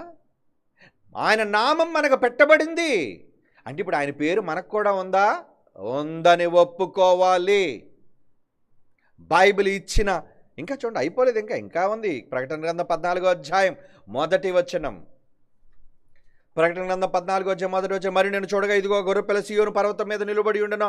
ఆయన నామము, ఆయన తండ్రి నామము నొసళ్ళ యందు లిఖింపబడిన 144,000 మంది ఆయనతో కూడా ఉండిరి. ఇద్దరు పేర్లు రాశారటండి. ఎవరెవరి పేరు ఉందట వాళ్ళకి? ఎవరి 144,000 మంది? 144,000 మంది ఎవరు? ఆయనను స్వీకరించిన జనాంగం. ఇశ్రాయేలు మాత్రమే కాదు, ఈరోజు ఆయన అంగీకరించిన వాళ్ళమైతే అబ్రహాము సంతానం మనం కూడా. ఇశ్రాయేలు మాత్రం అబ్రహాం సంతానమా? విశ్వాసము ద్వారా మీరు కూడా అబ్రహాము యొక్క సంతానం అన్నాడు గలతీ పత్రికలో. ఏమండి 3వ అధ్యాయం చివరి మాటలు. ఆ పక్షమందు మీరు కూడా అబ్రహాము సంతానం, దేవునికి పిల్లలు, అబ్రహాముకు పిల్లలు కనుక నమ్మితే మీరు కూడా పిల్లలైతే మీ నొసల మీద ఏమి రాశారట? ఆయన నామము అంటే యేసునామము మీ మీద రాయబడిందట. అంటే మనకి యేసు పేరు పెట్టాడా? ఎస్. ఆయన నామము, ఆయన తండ్రి నామము నొసళ్ళ యందు లిఖింపబడి ఉన్న నొసళ్ళ మీద రాసేసారట. అంటే నిజంగా నొసల మీద అని కాదు, బ్రాండ్. ఎవరు మీరు? Who are you? మీకున్న పేరెవరిది? గొప్ప నామం కలిగిన జనం. ఆ నామం తన కొడుక్కే పెట్టుకోలేదు, యేసుకు మాత్రమే పెట్టేశాడు పేరు. అందుకే 2వ యెహోవా, పరిశుద్ధాత్మకు పెట్టాడు, అందుకే 3వ యెహోవా. 3 యెహోవాలని చెప్పుకునే మూర్ఖులు, మరి పిచ్చోళ్ళారా, వాళ్ళిద్దరికే కాదురా, తన నామాన్ని అంగీకరించే ప్రతి ప్రజకి నొసటి మీద ముద్రించేశాడు ఆయన పేరు, ఆయన కొడుకు పేరు. ఉందా మనకి పేరు? నీకుండదులే, ఎందుకంటే నీ నొసల మీద ఎవరున్నాడు? శాటన్. మీరు దుర్బీజులు కదా, ఏమండి? మీరు వక్ర సంతానం కదా, అంగీకరించిన వాళ్ళు. వాళ్ళంతా ఎవరి పిల్లలు? మీ తండ్రి వేరొకడు ఉన్నాడు, వాడు అక్రమకారుడు, వాడి పిల్లలు, వాడి పేరు ఉంటుంది మీకు. కనుక నా తండ్రి పేరుని మీరు ఒప్పుకోరు, నేను యెహోవా పేరు నాకు ఉందంటే మీరు ఒప్పుకోరు. ఒప్పుకోని ప్రతి వాడు అపవాది పుత్రుడు. ఏమండి ఇంకో మాట చూద్దాం. ప్రకటన గ్రంథం 3వ అధ్యాయం 12వ వచనం. ఎన్ని మాటలు! పాత క్రొత్త నిబంధనలో నామాన్ని గూర్చి ఎంత విశ్లేషణ ఇస్తున్నాడండి దేవుడు. కానీ అందులోకి కనబడదు ఈ మాట. ప్రకటన గ్రంథం 3:12 జయించు వారిని నా దేవుని ఆలయంలో ఒక స్తంభముగా చేసేదను. నువ్వు జయిస్తావా? అందులో నుండి వాడు ఇక మీదటి ఎన్నటికి నీ వదిలి వెలుపలికి పోడు. మరియు నా దేవుని పేరు, ఏం పేరు? నా దేవుని పేరు అంటున్నాడు యేసుప్రభు. నా దేవుని పేరు పరలోకములో నా దేవుని యొద్ద నుండి దిగి వచ్చుచున్న నూతనమైన యెరూషలేము నా దేవుని పట్టణపు పేరు, నా క్రొత్త పేరు వాని మీద వ్రాసెదను. అక్కడ ఆల్రెడీ పెట్టేశాడు పేరు. పాత నిబంధనలో మనం చదువుకుంది, నా పేరు పెట్టబడిన జనం, ఆయన సంతానం, ఆయన నామం ఈరోజు మనకు కూడా పెట్టబడింది. అవునా? ఎస్. నా దేవుని పేరును అంటున్నాడు చూడండి. నా దేవుని పేరును పరలోకం నుండి దేవుని యొద్ద నుండి దిగి వచ్చుచున్న నూతనమైన యెరూషలేమున నా దేవుని పేరును, పట్టణపు పేరును, నా క్రొత్త పేరును వాని మీద వ్రాసేదను. ఎప్పుడైతే క్రీస్తును రక్షకుడిగా అంగీకరించావో నువ్వు ముద్రించబడిపోయావు. ఎవరు వాడవి? ఆయన జనాంగం, ఆయన సొత్తైన ప్రజలు. బ్రాండ్ పడిపోయింది మీకు. ఇప్పుడు పేరు పెట్టుకోవచ్చు. అవునండి, తాళి కట్టనంత వరకు ఇంటి పేరు ఉంటుంది. తాళి కట్టాక యజమానుడి పేరు ఉంటుంది నీకు. యేసు ప్రభువును నువ్వు అంగీకరించి ఎప్పుడైతే తలదించి బాప్తీసం తీసుకున్నావో నీ పేరు మారిపోయింది. ఏంటి నీ ఇంటి పేరు? యెహోవా నా ఇంటి పేరు, యేసే నా ఇంటి పేరు. యేసయ్య నీ పేరు కాదా? యెహోవా అనే పేరు నీకు లేదా? నమ్మిన ప్రతి వాడికి దేవుడు రాసిన ఇచ్చిన అధికారపూర్వకమైన పేరండి ఇది, నామం. అంటే అందరి మీద పేర్లు ఉన్నాయి. ఇప్పుడు నమ్మిన వాళ్ళందరి మీద ఆయన పేర్లు ఉన్నాయా? యెహోవా పేరు ఉందా? యేసు పేరు ఉందా? ఉంది. మార్కు సువార్త 9:41. మార్కు సువార్త 9:41 చూడండి ప్రియులారా. మీరు క్రీస్తు వారని నా పేరిట మీకు గిన్నెడు చల్లనీళ్లు తాగనిచ్చేవాడు అన్నాడు చూడండి. నా పేరిట అంటే ఆ నా పేరిట అంటే క్రీస్తు పేరు కూడా మీకు ఉందా? ఇందాక చెప్పాడు కదా, తండ్రి పేరు ఉంది, కుమారుడి పేరు మీకు వచ్చేసింది. క్రిస్టియన్స్ అంటే క్రీస్తును ధరించుకున్నవారు, క్రీస్తు స్వరూపములో కనబడేవాళ్ళు, దైవముగా సమాజానికి కనిపించేవాళ్ళు. యెహోవా అందులో కనబడుతున్నాడు, క్రీస్తు అందులో కనబడుతున్నాడు. అంటే ఆయన పేరు మీకుందా? దేవుని పేరు నీకుందా? క్రైస్తవుడా, నువ్వు నిజంగా తండ్రిని, కుమారుని, పరిశుద్ధాత్మని అంగీకరిస్తే ఆయన పేరు నీకు ఉంది. ఇప్పుడు ఆయన నామము పెట్టబడింది కనుక ఆయనే ఈయనని కలగోర వంట వండే దౌర్భాగ్యులారా, దుష్టులారా. తండ్రి పేరు కుమారుడికి ఉంది కనుక తండ్రే కుమారుడు ఒక్క నామమే, ఇద్దరు ఒక నామము, ఇద్దరు ఒక్క నామమే, ఇద్దరు కారు ఒక్క నామమే, ఒక్కరే అని మసి చేసి మారడికాయ చేసి ఏమండి మోసగించి మాయ చేసి ఈ మాయ బోధకుల మాటలు నమ్మకండి. ఏమంటున్నాడు? ఆయన పేరు మీకు కూడా ఉంది. యేసుకున్నంత మాత్రాన ఆయన పేరట యెహోవాయే, యేసు ప్రభువు పేరుంది. అంటే వచ్చిన వాళ్ళు ఎవరు? ఒక్కడే. తండ్రి అయినా కుమారుడైనా ఒక్కడే. ముగ్గురుగా కనిపించే ఒక్క దైవం అని మాట్లాడే పిచ్చోళ్ళంతా కూడా పేరు పెట్టినంత మాత్రాన ఒక్కడ కాదు. అలాగనుకుంటే మనందరికీ ఆయన పేరు పెట్టాడు కాబట్టి మనం వేరుగా లేవా, ఉన్నామా? చెప్పండి. మనందరికీ ఆయన పేరు ఉన్నది అంటే మనం ఒక్కటిగా ఉన్నామా, ఆయనకు కాకుండా విడిగా ఉన్నామా? విడిగానే కనబడుతున్నామండి. ఒక్కటేం కర్మ, కొన్ని లక్షల మందిగా కనబడుతున్నాం ఆయన నమ్మిన ప్రజలు, కోట్ల మందిగా కనబడుతున్నాం ఆయన నమ్మిన ప్రజలు. ఒకటా? పేరు పెట్టబడింది కాబట్టి ఒక్కడేనా? ఏమండి? ఆయన నామము పెట్టబడింది. అదే ముందు మీకు చదివించాను చూసారా, నా నామం ఆయనకు పెట్టబడి ఉన్నది, యేసుప్రభుకే పెట్టాడు ఆ పేరు. అంటే ఏంటి? తండ్రిగా యెహోవాగా కనిపించిన ఆయనే యేసుప్రభువుగా పేరు మార్చుకొని వచ్చిన ఏకదైవం. అక్కడ యెహోవాగా కనబడినా వేరుగా, ఇక్కడ కుమారుడిగా కనబడుతున్నా ఒక్క దైవం కాదురా. అక్కడ యెహోవా వేరు, ఆయన పంపగా వచ్చిన కుమారుడైన క్రీస్తు వేరు, ఆయన పేరు కుమారుడికి పెట్టబడింది, కుమారుడు వేరు. అంటే తండ్రి పేర్లు కుమారుడికి పెట్టబడదా? పెట్టబడుతుంది. నా పేరు లాజరస్, మా తాత పేరు నాకు పెట్టబడింది లాజరస్ కాబట్టి ఆయన పేరు లాజరస్సే. ఇప్పుడు ఆయన నేను ఒక్కటా వేరువేరా? పేరు పెట్టినంత మాత్రాన ఒక్కటి కారురా, ఒక్కటి కారు కాకూడదు. ఒక్క పేరు కనుక ఒక్కడనే సన్నాసులారా. ఏమండి? తండ్రి యొక్కయు కుమారుని యొక్కయు పరిశుద్ధాత్మ నామములోనికి నామము నామము నామం. అవును, తండ్రి పేరేరా ఉంది. తండ్రి పేరు ఉందా? అవును, ఎందుకు ఉండదు? తండ్రి పేరు ఉంటుంది. ఉం? ఉం. ఏమంటే ప్రపంచంలో పరిపాలించిన చక్రవర్తులు ఉంటారండి. జార్జ్ చక్రవర్తులు ఉంటారు, తెలుసా మీకు? George 1, George 2, George 3, George 4 చదువుకున్నారా? మరి చరిత్రలో జార్జ్ అని పిలువబడ్డారు వాళ్ళంతా. అంటే జార్జ్ అని పేరుంది కాబట్టి ఒకడా? ఏమండి, జార్జ్ 2 కూడా, సైరస్ 1, సైరస్ 2 అని ఉంది, అవునా? ఇప్పుడు కోరెష్ ఒక్కడా ఇద్దరా? ఏమండి, 1, 2 ఇద్దరు కోరెషులు రా. పేరు మాత్రం తండ్రి పేరే కొడుకు పెట్టుకున్నాడు. నేను కూడా కోరెష్నే, నేను కోరెష్ 2. ఏమండి, ఈరోజు మన మానవ చరిత్రలో కూడా చాలామంది పేర్లు పెట్టుకున్న రాజవంశీకులు ఉంటారండి, లేరా? సీజర్లు ఉన్నారండి. ఏమండి, రోమా ప్రభుత్వాన్ని పాలించిన సీజర్, వాళ్ళకి ఇండివిజువల్ పేర్లు ఉంటాయి ఎవడైనా సరే. ఏమండి, సీజర్ అగస్టస్, సీజర్ డొమిషియన్, కానీ వాళ్ళు పిలిచే పేరేంటి తెలుసా? సీజర్, కైసరు చక్రవర్తి, క్లాడియస్. అంటే వాడికి ఏ సొంత పేరు లోనున్నా వాడి ప్రధానమైన పేరు, వాడి యొక్క సంతానము పేరు, వాడి యొక్క వంశము పేరు, that is Caesar. Caesar, Caesar, Caesar, Caesar. రోమా చక్రవర్తులందరూ సీజర్లుగా పిలువబడ్డారు.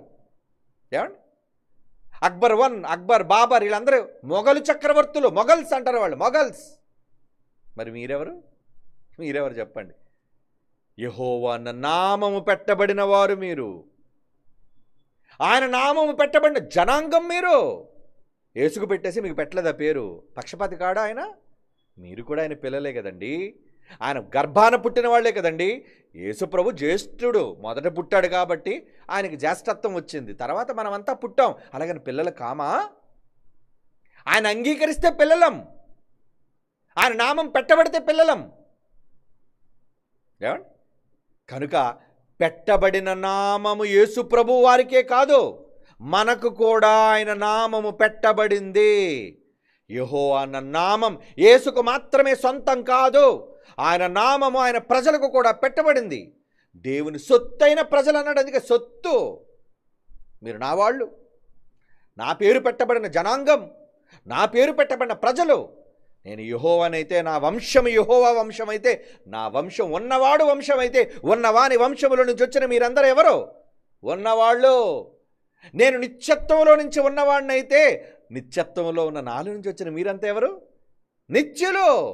నేను నిత్యుడినైతే మీరు నిత్యులే, నేను ఉన్నవాడినైతే మీరు ఉన్నవాళ్లే, నేను యెహోవానైతే మీరు యెహోవాలే, నేను యేసునైతే మీరు యేసులే. ఎందుకంటే ఆయన కొడుకు పేరు కూడా పెట్టాడు మనకి.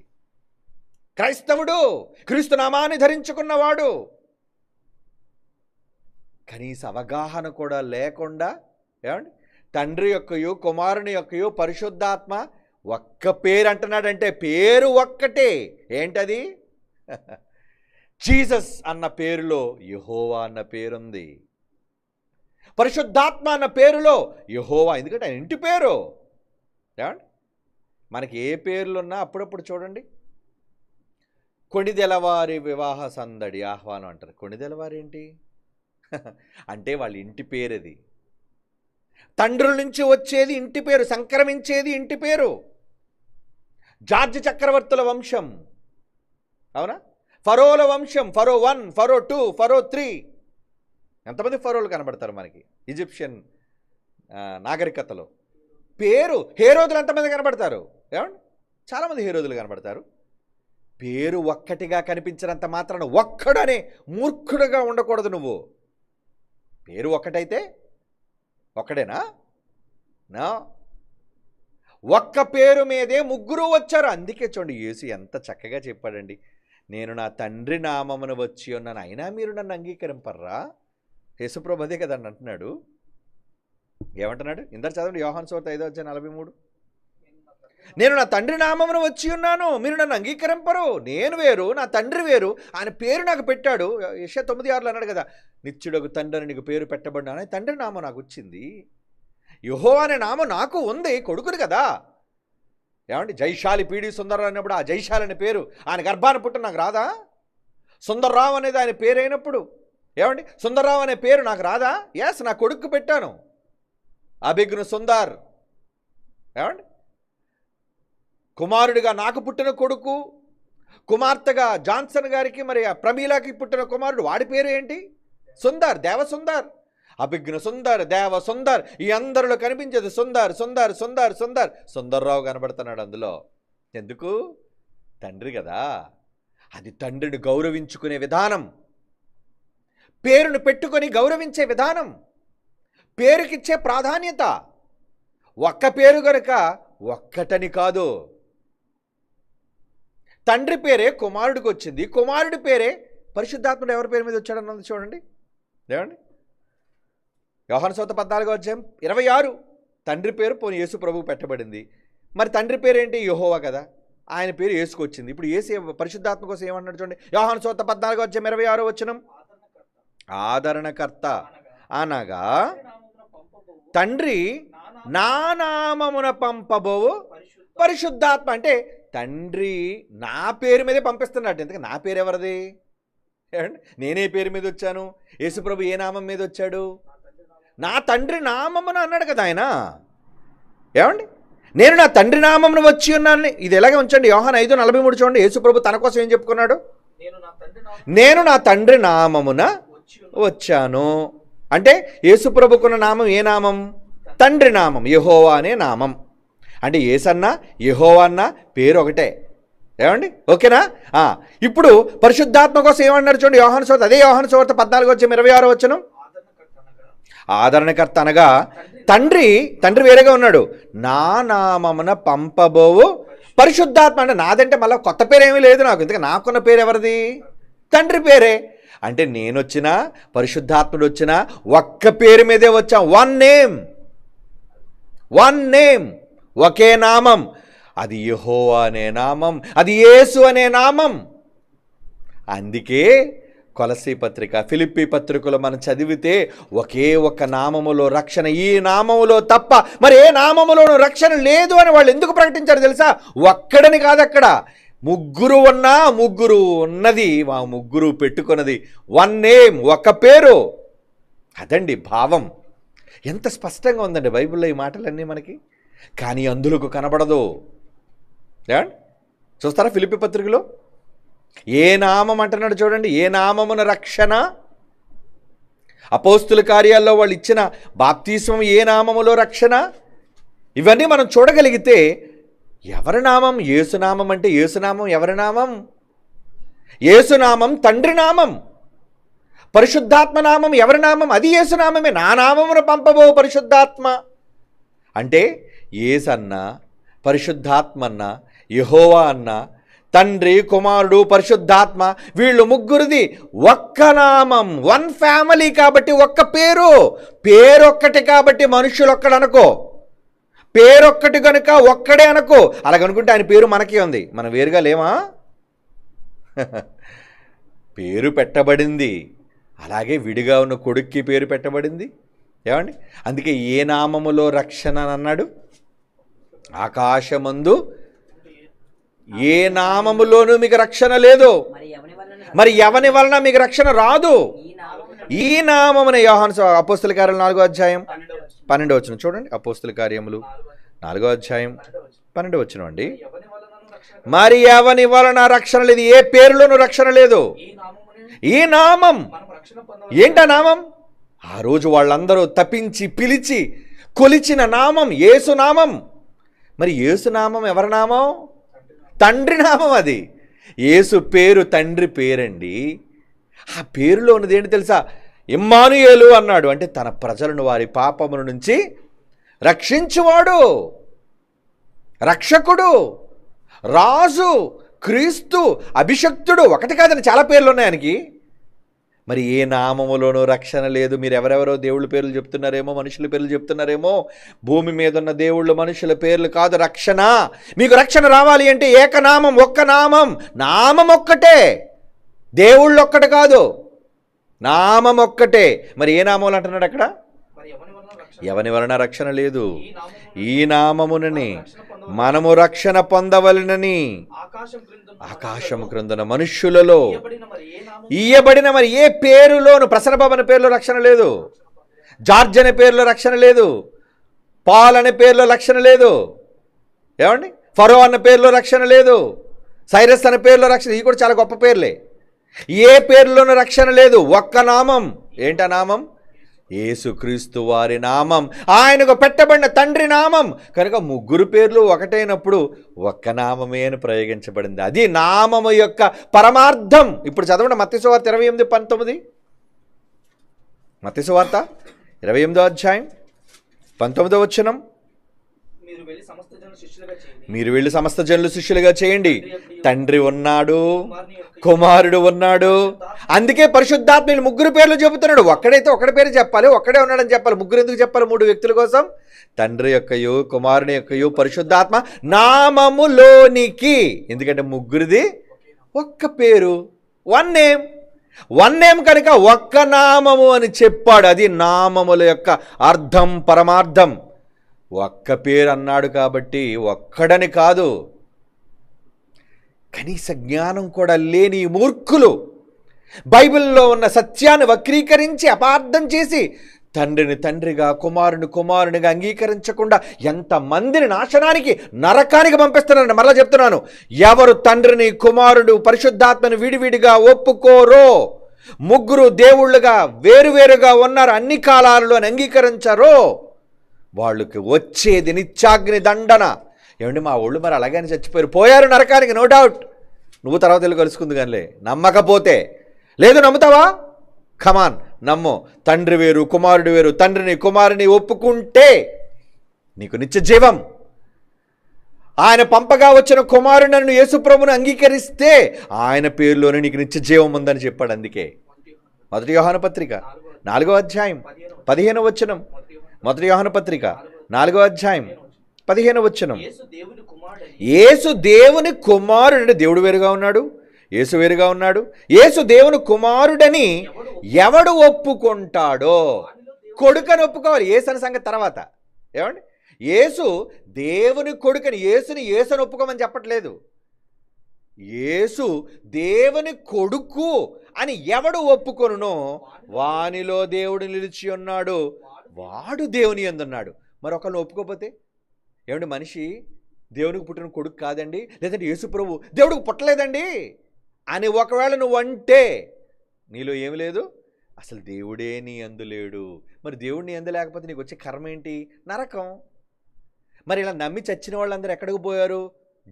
గన్ షాట్గా నరకానికి పోయారు వాళ్ళందరూ. గన్ షాట్గా చెప్తున్నాను నేను. కనుక ఇక మీదట మీరైనా నమ్మండి. తండ్రిని తండ్రిగా ఒప్పుకోండి, కుమారుని కుమారునిగా ఒప్పుకోండి. తండ్రి పంపగా వచ్చిన కుమారుడిని క్రీస్తును విశ్వసించండి, లేదా దేవుడు మీలో ఉండడు. ఇంత స్పష్టమైన ఆధారాలతో నామముల యొక్క విలువ వీళ్ళకి అర్థం కాదండి. అందుకే అపోస్తుల కార్యాలు ఏ నామము చెప్పినా యేసునామం, యేసునామం, యేసునామం, ఈ నామం అనే తప్ప ఏ నామంలో రక్షణ లేదని పౌలు కానీ, పేతురు కానీ, అపోస్తులు కానీ ఎందుకు ఒక్క నామానే చెప్పారు తెలుసా? ముగ్గురు దేవుళ్ళది ఒక పేరే గనుక. ముగ్గురు దేవుళ్ళు ఒక పేరు మీదే ఉన్నారు కనుక. వాళ్లే కాదయ్యా, ప్రతి మనిషి నమ్మిన, ఆయనను రక్షకుడుగా అంగీకరించిన వాళ్ళందరూ కూడా ఆయన పేరు పెట్టబడిన జనాంగం కనుక. ఆయన పేరు మనకు కూడా పెట్టబడింది కనుక, అది దేవుడే ఒప్పుకున్నాడు కనుక. మీరిస్తే ఏంటి, మీరు ఒప్పుకుంటే ఏంటి, ఒప్పుకోపోతే ఏంటి, డోంట్ కేర్. మీరు ఒప్పుకోవాలా లేదా మీరు మాకైనా సిఫారసు ఇవ్వాలా, మీరేమైనా అంగీకార యోగ్యత పత్రం మాకు ఇవ్వాలా? మీ పత్రాలు చిత్రాలు మాకేం అవసరం లేదు. పొండి, గో టు హెల్, నరకానికి పొండి. ఎందుకంటే మేము అంగీకరిస్తున్నాం. దేన్ని అంగీకరిస్తున్నాం? యేసు తండ్రి పంపగా వచ్చిన కుమారుడు. Yes, he's son. ఈయన కొడుకైతే ఆయన ఎవరవుతున్నారు? తండ్రి. ఆయన తండ్రిగా ఉన్నాడు, ఈయన కుమారుడిగా ఉన్నాడు. ఆయన నామమే ఈయనకు వచ్చింది, ఈయన నామమే పరిశుద్ధాత్మకు వచ్చింది. ఒక్క పేరే, ఆ పేరే మనకి కూడా వచ్చేసింది. One name. ఒక్క పేరు కలిగిన వాళ్ళం మనమంతా, దేవుని పిల్లలారా. కనుక ఇక్కడ మనం ఆలోచించవలసిన విషయం, వాళ్ళు ముగ్గురుగా ఉన్నారన్న విషయాన్ని మనం గమనించగలగాలి. కొన్ని మాటలు చూద్దాం. లోకాసువార్త 11:13. లోకాసువార్త 11:13. పరలోకమందున్న మీ తండ్రి తన్ను అడుగు వారికి పరిశుద్ధాత్మని ఎంతో నిశ్చయముగా అనుగ్రహించును. పరలోకమందున్న ఏమండి మీ తండ్రి ఏమిస్తారట? తన్ను అడుగు వారికి పరిశుద్ధాత్మని ఎంతో నిశ్చయముగా అనుగ్రహించును యేసుప్రభు అన్నాడు.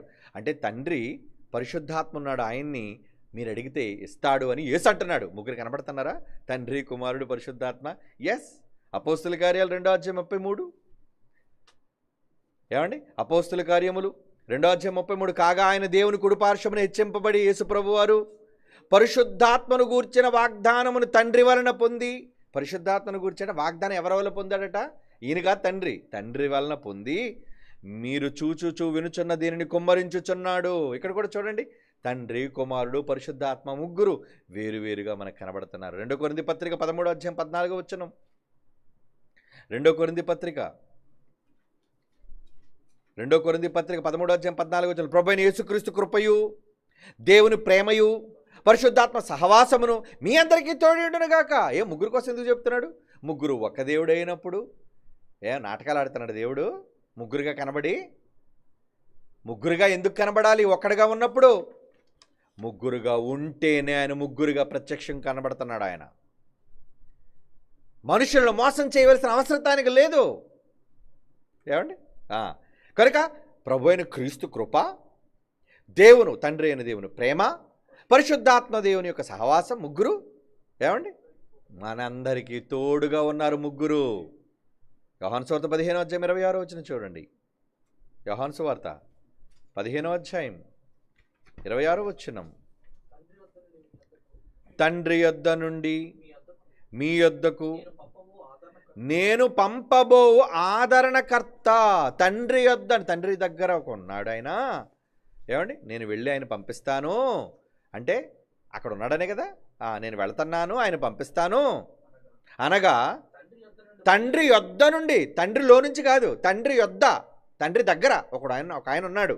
తండ్రి యొద్ద నుండి బయలుదేరుతాడని స్టార్ట్ అవుతాడు. బయలుదేరు సత్యస్వరూపి అయిన ఆత్మ వచ్చినప్పుడు ఆయన నన్ను గూర్చి సాక్ష్యం ఇచ్చాడు. నేను ఎక్కడున్నాను?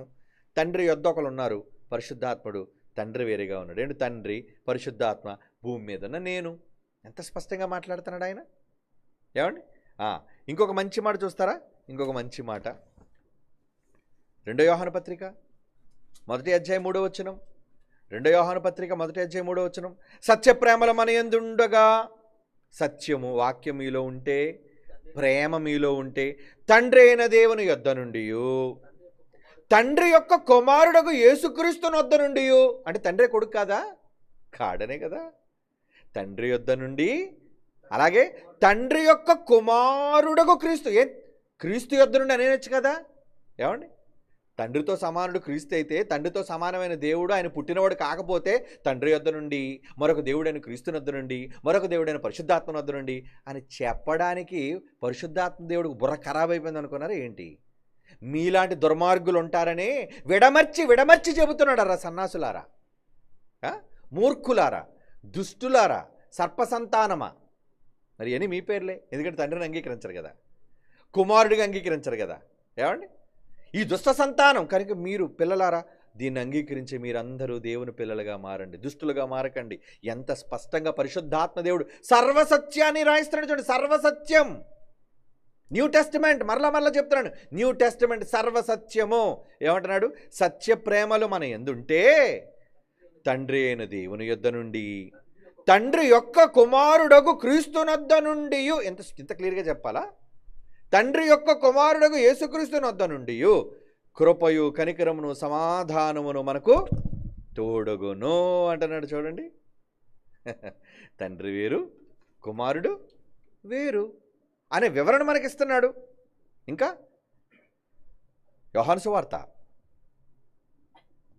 8:42 యోహాను సువార్త 8:42 చూడండి. యేసు వారితో ఇట్లనెను, దేవుడు మీ తండ్రి అయిన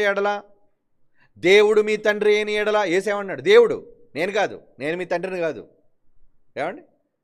ఫిలిప్పుని అడిగినప్పుడు తండ్రిని నాకు చూపించమంటే నేనే తండ్రిని అన్నాడా? నన్ను చూస్తే తండ్రిని చూచినట్టే అన్నాడు. నేనే తండ్రిని అని చెప్పలేదు ఆయన అక్కడ. ఏమండి? కానీ ఇక్కడ ఏమంటున్నాడు? యేసు వారితో ఇట్లనెను, మీ దేవుడు మీ తండ్రి అయిన ఎడల మీరు నన్ను ప్రేమించరంటే మీరు కూడా నా తండ్రిని ఏమని అంగీకరించాలి? డాడీ అని అంగీకరించాలి. నేను దేవుని యొద్ద నుండి బయలుదేరి వచ్చి ఉన్నాను, నా అంతట నేను వచ్చి ఉండలేదు, ఆయన నన్ను పంపెను. అంటే పంపబడినవాడు ఎవరు? ఏమండి? పంపబడ్డం అంటే ఏంటి? ఏమండి? పంపించానండి అంటే ఎవరో పంపిస్తేనే కదా వస్తుంది.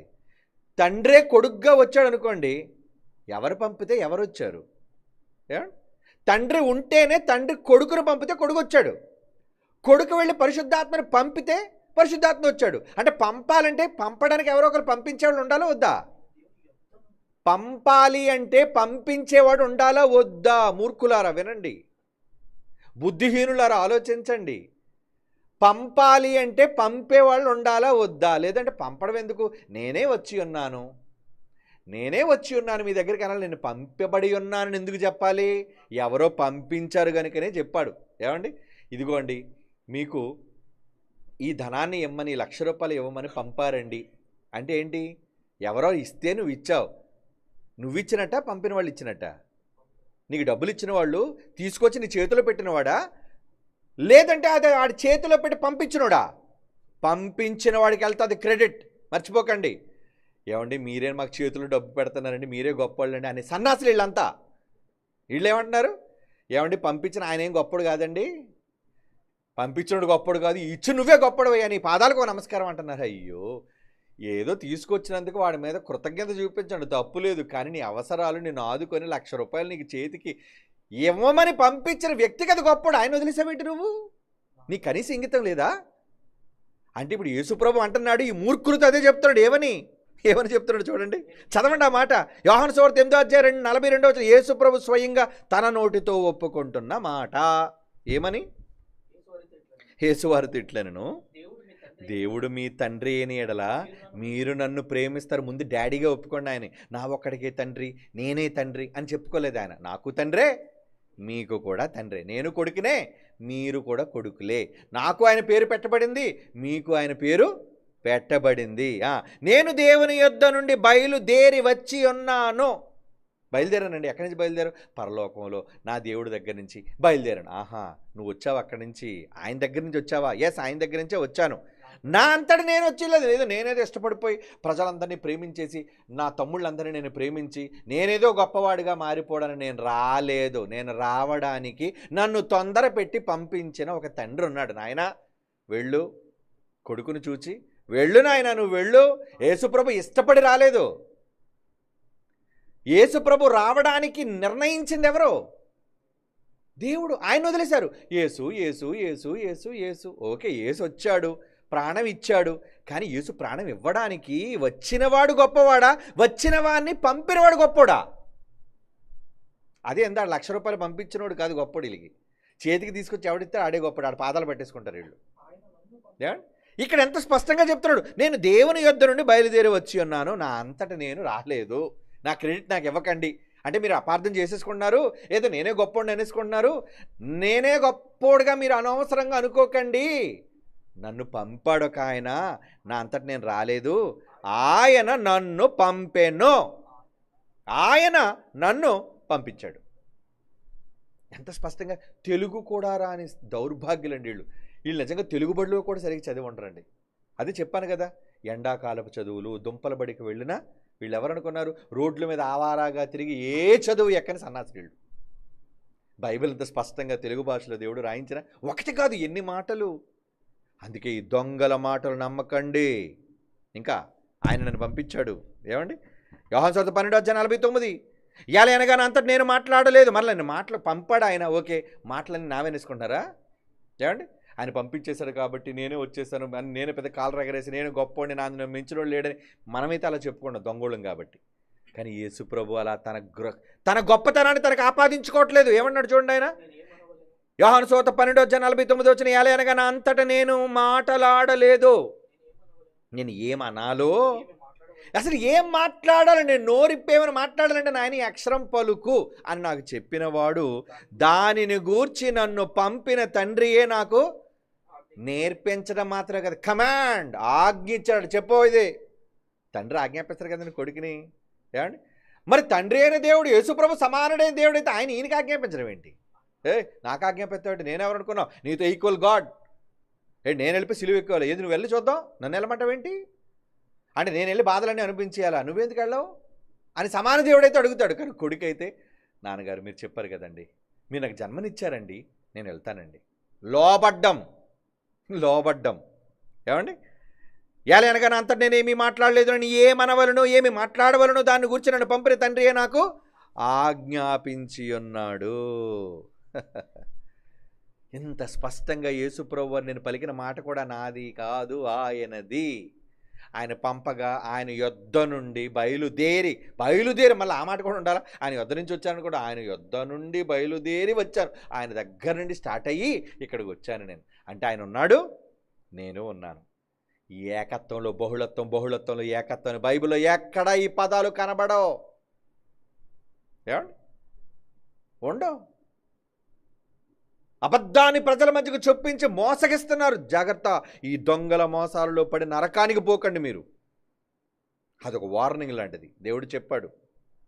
ఏమండి 1 పేతురు పత్రిక 1:12 పరలోకము నుండి 1 పేతురు పత్రిక 1:12 పరలోకము నుండి పంపబడిన పరిశుద్ధాత్మ వలన సువార్త ప్రకటించబడి. పరిశుద్ధాత్మ ఎక్కడి నుంచి వచ్చాడు? పరలోకము నుండి అంటున్నాడు. చూడండి, యోహాను సువార్త 13:16 నోట్ చేసుకోండి ఇవన్నీ. పంపబడిన వాడు తన్ను పంపిన వాని కంటే గొప్పవాడు కాదని మిమ్మల్తో కన్ఫర్మ్గా చెబుతున్నాను. ఇప్పుడు జాగ్రత్తగా వినండి ఈ మాట. ఏమండి పంపబడిన వాడు అంటే యేసు పంపబడ్డా? ఓకే. పరిశుద్ధాత్మ పంపబడ్డా? మరి ఇప్పుడు ఇందాక 1 పేతురు అదే కదా, పరలోకం నుండి పంపబడిన పరిశుద్ధాత్మ చదివారా లేదా? యేసు పంపబడినవాడే, పరిశుద్ధాత్మ పరలోకము నుండి పంపబడినవాడే. అంటే వీళ్ళిద్దరు పంపబడిన వాళ్ళేనా? ఎస్. అంటే వీళ్ళిద్దరు పంపబడిన దేవుళ్ళు అయితే ఈ పంపబడిన దేవుళ్ళకు సుప్రీం ఉన్నాడు, ఒక హెడ్. ఎవరు? ఆయన ఏమన్నాడు చూడండి, అది యేసే ఒప్పుకున్నాడు. యోహాను సువార్త 13:16 పంపబడిన వాడు తన్ను పంపిన వాని కంటే గొప్పోడు కాడు. ఇప్పుడు చెప్పండి, యేసు తండ్రి కన్నా గొప్పోడా? యేసు యెహోవా కంటే గొప్పోడా? కాడు. పరిశుద్ధాత్మ దేవుడు యెహోవా కంటే గొప్పోడా? కాడు. ఎంత స్పష్టంగా ఉందండి. ఇప్పుడు ఈ మాట తట్టుకోలేరండి వాళ్ళు. సమానమైన దేవుళ్ళు, ఒకే నామం, వాళ్ళకే ఉంది. వీళ్ళకి బైబిల్ అదే తెలుసు, వాళ్ళకే ఉంది పేరు, ఇంకెవరికి లేదని తెలియదు వీళ్ళకి. మనకు కూడా ఉందని తెలియదు వీళ్ళకి. ఏమంటే ఈరోజు ఫ్యూజులు ఎగిరిపోతాయి చాలామందికి. ఎందుకంటే బైబిల్లోని నిజాలు, వాస్తవాలు, వ్రాయబడిన సత్య సంబంధమైన మాటలు ఇవి. ఆయనే అంటున్నాడు, పరిశుద్ధాత్మ పంపబడ్డాడు, నేను పంపబడ్డాను. మన పరలోకం ఉందని తండ్రి పంపబడ్డా? యెహోవా పంపబడినవాడా? ఆయన ఎవరు పంపారు? పంపితే ఆయన గొప్పడవుతాడు. యెహోవాను పంపినడు గొప్పడవుతాడు, కానీ యెహోవాను ఎవరు పంపలేదు, ఆయన ఉన్నాడు. కనుక ఇప్పుడు ఫాదర్ సుప్రీమ కాదు, అందుకే ఆ పేరు మొదటే పెట్టారండి. ఫాదర్ ఈజ్ సుప్రీం అంటే ఆయన పంపించినోడు. ఇప్పుడు చెప్పండి, తండ్రి గొప్పోడా, కొడుకు గొప్పోడా? కొడుకులు గొప్పోరా? తండ్రి గొప్పోడా? పరిశుద్ధాత్మ యేసు ప్రభు కొడుకులు గొప్పోళ్ళా? గొప్పోడు తండ్రే అని యేసే ఒప్పుకున్నాడు. నీకేంటి బాధ? మేము పంపబడిన వాళ్ళని పంపించినోడు ఉన్నాడు, మేము పంపబడిన వాళ్ళని పంపించిన వానికంటే గొప్పవాళ్ళం కాదు అని అంగీకరిస్తే ఏమండి బైబిల్ తీసుకొని లెంపలు వేసుకొని ఇప్పుడు వీళ్ళందరూ కూడా ఏమండి సమాన దేవుళ్ళేరా నాయన, మీ చదువు తగలట్ట. ఏమండి ఒక మాట పట్టుకొని ఏమండి వేలాడే ఈ మూర్ఖ జనం సమానత్వాన్ని దేవుడు ఇచ్చాడు. దేనికి సమానులు? ఇటు కన్నందుక? యెహోవాల కన్నాడా వీళ్ళందరూ? లేదే. ఏమండి పరిశుద్ధతలో సమానులు, పిల్లలుగా తనతో సమానంగా కూర్చోబెట్టుకున్నాడు. తండ్రి ఇచ్చాడు అధికారం, ఆ మాట కూడా బైబిల్లో ఉంది. అధికారము పొందాము మేము, సమస్తమును నా తండ్రి చేత నాకు అప్పగింపబడింది కాబట్టి నాకు ఈ కుర్చీ ఉంది ఈరోజు. కనుక ఇప్పుడు చెప్పండి, యోహాను సువార్త 13:16 మరలా ఈ మాట చదువు ముగించుకుందాం. పంపబడినవాడు తను పంపిన వాని కంటే గొప్పవాడు కాడు. అంటే ఇప్పుడు పంపిన ఎవరు గొప్పోళ్ళు? దేవుడే, తండ్రి అయిన దేవుడే. ఏ దేవుడు? యేసుప్రభు కూడా దేవుడే, ఒప్పుకుంటాం మనం. కానీ వీళ్ళు అన్నారు చూసారా, యేసుప్రభు చిన్న దేవుడు, ఏమండి తండ్రి అయిన దేవుడు పెద్ద దేవుడు. అవునురా, తండ్రి అయిన దేవుడే పెద్ద దేవుడు, గొప్ప దేవుడు. తండ్రి పంపగా వచ్చిన ఇద్దరు దేవుళ్ళే, కానీ పంపబడిన వాళ్ళు కాబట్టి పంపిన వాళ్ళ కంటే గొప్పవారు కాదు. ఏమండి తండ్రి నాకంటే గొప్పవాడు. ఎక్కడుందా మాట? యోహాను సువార్త చూడండి 14:28. యోహాను సువార్త 14:28. నేను వెళ్ళి మీ వద్దకు వస్తాను, మీతో చెప్పిన మాట మీరు విన్నారు కదా. తండ్రి నాకంటే గొప్పోడు. తండ్రి నాకంటే గొప్పోడు, మేము పంపబడ్డామయ్యా, ఆయన పంపాడయ్యా, పంపినోడు గొప్పోడు. ఇప్పుడు చెప్పండి, ఎవరు గొప్పోళ్ళు, ఎవరు పెద్దోళ్ళు, ఎవరు ఉన్నతులు, ఎవరు సుప్రీం? యేసైనా పరిశుద్ధాత్మైన తండ్రికి లోబడాలి. ఇది శాసనం. నువ్వు ఒప్పుకుంటే అంత, ఒప్పుకోపోతాడు పో. నేను ఎవడ బతిమాలడు. ట్రూత్. ఒరే 2 2 4 అని చెప్పాను రా, నేను 5 అంటానంటే పో. నాకు ఈ బడొద్దంటో పోరా పో. నేను ఎవడ బతిమాలట్లేదు ఇక్కడ ఎవడను. ఫ్యాక్ట్ చెబుతున్నాం. ఫ్యాక్ట్ చెప్పినప్పుడు ఎవడైనా తలదించి అంగీకరిస్తే బాగుపడతాడు. నాకు స్కూలు వద్దు, బడే వద్దు అంటావు, పో ఆవారాగళ్ళ పో. జులాయి వెధవ అయిపోతావు నువ్వు. నరకానికి పోతారు సత్యాన్ని ఒప్పుకోకపోతే. పొండే. ఎందుకంటే ఎక్కువగా పోయేవాళ్ళు నరకానికి వాళ్ళే ఉన్నారు. విశాలమైన మార్గంలో పోయేవాళ్ళు అనేకులు, అందులో ఈ దొంగలు ఉంటారు. కానీ సత్యాన్ని అంగీకరించే మీరు మాత్రం అందులో ఉండకండి. తండ్రిని తండ్రిగా గణపరచండి. కుమారులు కుమారులుగా దైవాలే మనం అంగీకరిస్తాం. యేసు దైవం, గొప్ప దైవం. నామం ముగ్గురిది ఒకే నామమైన ఒక్క నామం, గొప్ప దైవాలు వాళ్ళు. మరి ఈ దైవాల్లో గొప్ప దైవం ఎవరు? పంపినవాడు గొప్పోడు. ఎవరు పంపారు? ఒక్కడే పంపాడు. He is father, he supreme. ఏమండి? కనుక తండ్రిని తండ్రిగా అంగీకరించే ఈ మూర్ఖ జనాంగానికి సరైన జ్ఞానోదయం కలిగినా కలక్కపోయినా, తెలియని వాడు ఎవడైనా ఉంటే వాడు తెలియని వానిగానే ఉండనివ్వండి. వాడి కర్మ. ఇప్పుడు అర్థం కాదు వాడికి. చచ్చాక ఏంటి నా పరిస్థితిలా, ఇక్కడికి వచ్చేసానంటే నేను అబద్ధాన్ని నమ్మావు, అగ్నిగుండంలో కాలిపోతావు. కానీ మీరు సత్యాన్ని నమ్మిన వాళ్ళుగా ఉండాలని, దేవునికి, క్రీస్తు దేవునికి పుట్టిన కుమారుడని, ఆ కుమారుడు పంపబడిన వాడు అని, ఆ పంపబడిన క్రీస్తు తండ్రి కన్నే గొప్పవాడు కాడు అని ఈ క్రైస్తవ సమాజం తెలుసుకోవాలి. కళ్ళు మూసుకొని ప్రార్థన చేసుకుందాం. పరిశుద్ధుడు అయిన తండ్రి దేవా, ఇంత స్పష్టమైన జ్ఞానాన్ని మీరు మాకు తెలియజేశారు. అందుకు మీకు ధన్యవాదాలు తండ్రి. ఇలాంటి అబద్ధికుల అబద్ధాలలో మేము లేకుండా ఈ తరంలో ఈ సత్యానికి స్తంభంగా మమ్మల్ని చేసి సత్యాన్ని మాకు నేర్పించారు. థ్యాంక్ యూ తండ్రి. Thank you. We love you తండ్రి. మీరంటే మాకు చాలా ఇష్టం. మమ్మ సత్యంలోనే ఉంచండి. అమాయకులైన అనేక మంది మనోనేత్రాలు వెలిగించండి తండ్రి. సత్యంలో వాళ్ళు నడిపించండి. క్రీస్తు యేసు వారి పరిశుద్ధమైన నామంలో ఈ ప్రార్థన వేడుకొనుచున్నాము తండ్రి. ఆమెన్.